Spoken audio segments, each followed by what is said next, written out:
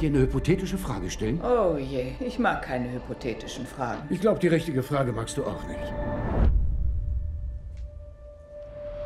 Hast du die Papiere?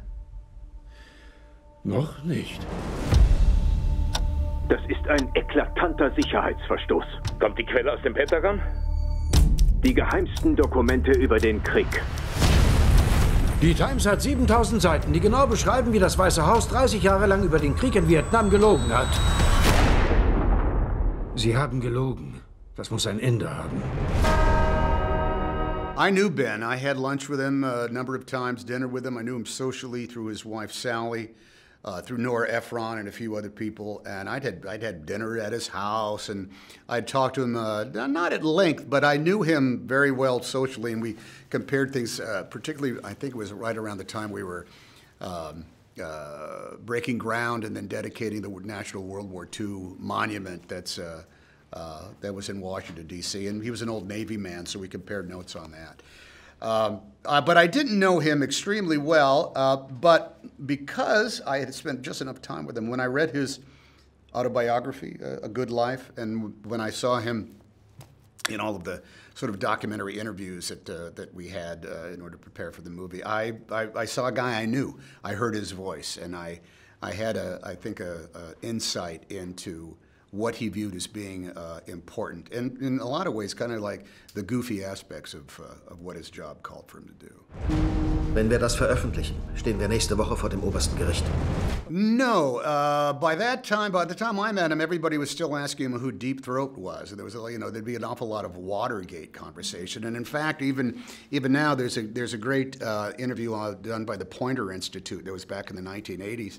In which you see, with the Pentagon Papers, it's almost, people, if you read about it now, you almost kind of think, well, what was the big deal? Here was this thing that, had, records from 1947 and 1962 and whatnot.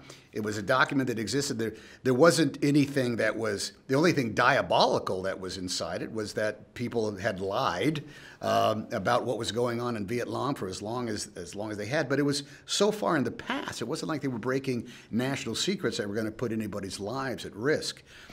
He says, coming up with a document that even the document itself, I think, was already 6 or 7, 5 years old or what have you. That it was almost like small potatoes compared to everything else that was going on in the world. And the idea that somehow a presidential administration would try to literally go counter to something as important as the First Amendment of our own Constitution in order to quell the publishing of a degree of truth, that seems almost otherworldly right now. It's almost impossible to imagine. Was werden Sie tun, Mrs. Graham?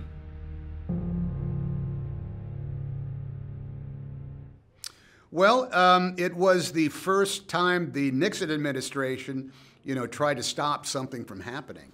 And it was, I think perhaps an opening salvo into what was going to be this logic that says, we can't do our job if you know our secrets.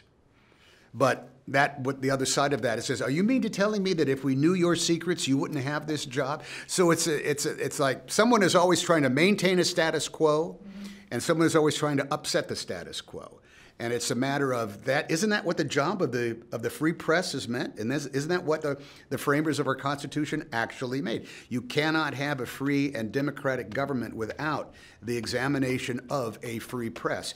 You can call them liars. You can say that's not true. You can say it never happened. And in fact, the Nixon administration did that all through the Watergate examination. They said that never happened. They're wrong.